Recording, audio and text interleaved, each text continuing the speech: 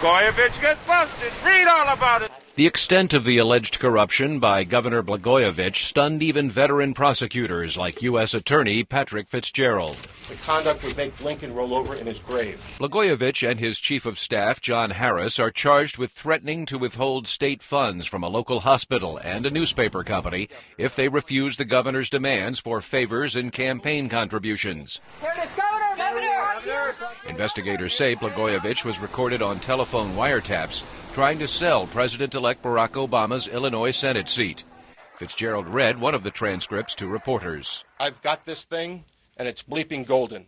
I'm just not giving it up for bleeping nothing. Prosecutors say there is no evidence Mr. Obama was aware of the governor's efforts to auction off his Senate seat. I had no contact with the governor or his office.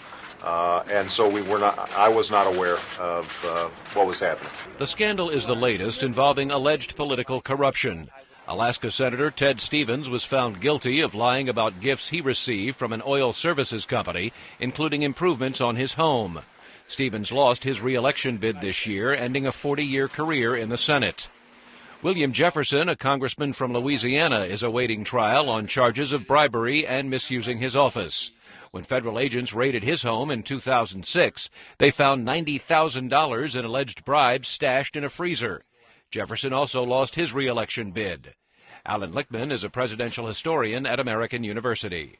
It is usually about money, but it's about something else as well. It's also about what I call the arrogance of power. These politicians think they are above the law, above common morality. Lichtman says evidence of political corruption in America goes back many years.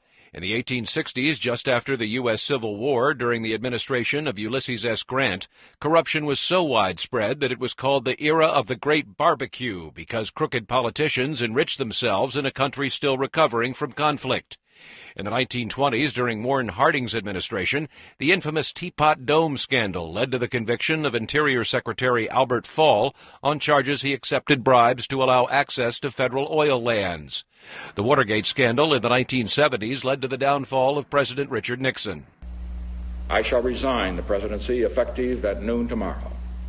Unfortunately, we have had corruption throughout American history, although it does seem to have reached a high point in recent years. Despite the history, Americans believe the country is fundamentally moral and are outraged by corruption, Lichtman says. And we at least now do have a political process that investigates corruption, indicts and convicts even high political figures for corruption. But I have to say, those who are indicted and convicted are probably the tip of the iceberg. President-elect Obama promised during his campaign to fight corruption and reduce the influence of lobbyists in Washington. Analysts say the Blagojevich scandal makes it even more important for Mr. Obama to keep that promise. Meredith Buell, VOA News, Washington.